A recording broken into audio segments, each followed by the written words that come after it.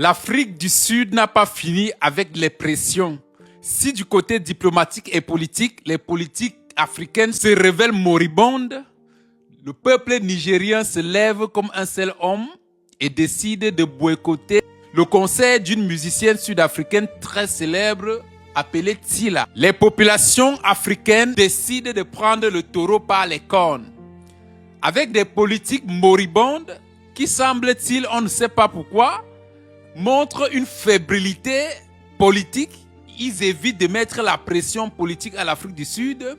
Les populations africaines sont décidées à appliquer le boycott sur tout ce qui concerne l'Afrique du Sud sur le continent, en passant par le boycott des compagnies aériennes sud-africaines avec lesquelles cela a commencé à porter des fruits, notamment les aéroports sud-africains qui tous ces derniers temps ont perdu en affluence.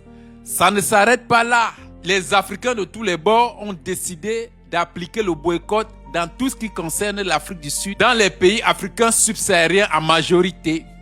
Alors, cette chanteuse connue très célèbre sous le nom de Tila, sud-africaine, a reçu la mauvaise nouvelle de son concert qui se voit être annulé.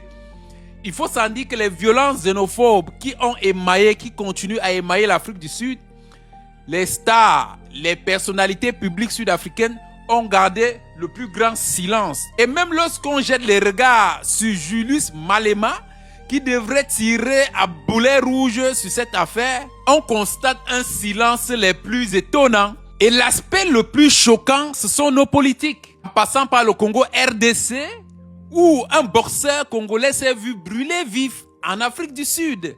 Silence radio.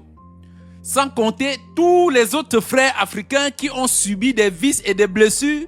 Silence radio encore. La question revient. Que fournit le gouvernement sud-africain à nos dirigeants politiques au point de fermer les yeux sur ce qui est en train de se passer? Si les stars sud-africaines et les stars sud-africains pensent que l'Afrique compte pour booster leur business, soit-il musical ou je ne sais quoi, ils devraient décrier ce que leurs frères sont en train de faire subir aux Africains en Afrique du Sud. Autrement, le boycott continue.